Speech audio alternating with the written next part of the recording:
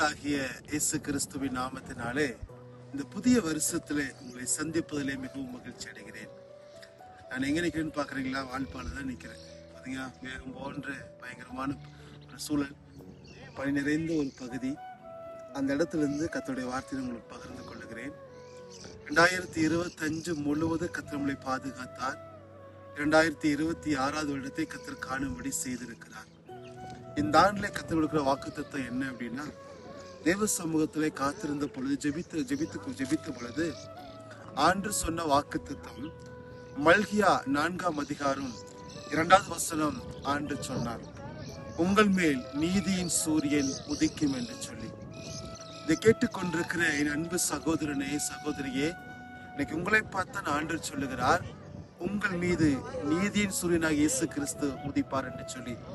2025 வரைக்கும் எத்தனையோ உபத்திரவங்களை சந்தித்திருக்கலாம், எத்தனையோ பாடங்களை சந்தித்திருக்கலாம், பாடுகள் வழியா கடந்து வந்திருக்கலாம், கண்ணின் பள்ளத்தாக்களை வந்திருக்கலாம், ஒருவேளை ஏதோ ஒரு காரியத்தை குறித்து குழம்பி போய் இருந்திருக்கலாம்.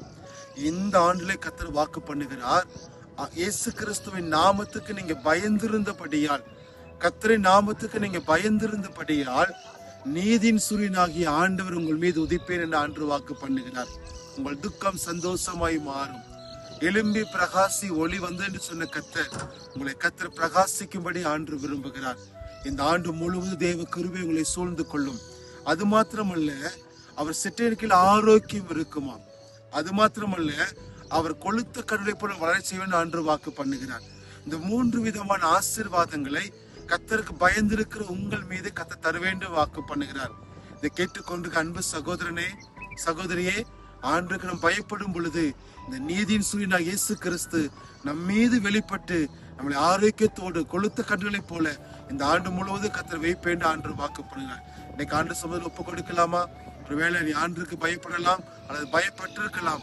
எதுவா இது ஆண்டுக்கு முழுமையாக நம்ம அர்ப்பணிப்போம். இந்த ஆண்டு முழுவதும் நீதியின் சூரியனாகிய இயேசு கிறிஸ்து உங்கள் மீது பிரகாசிக்க பண்ணுவார்.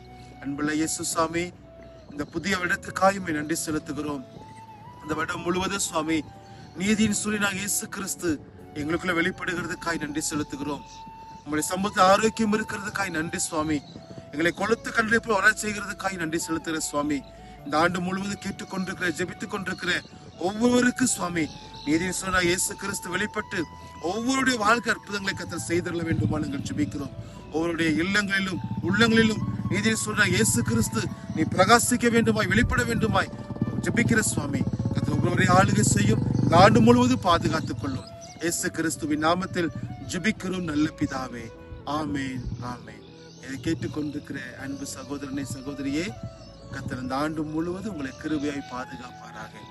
நீதியின் சூரியனாகிய இயேசு கிறிஸ்து உங்கள் மீது வெளிப்பட்டு உங்களை கிருபையாய் பாதுகாப்பாராக. God bless you.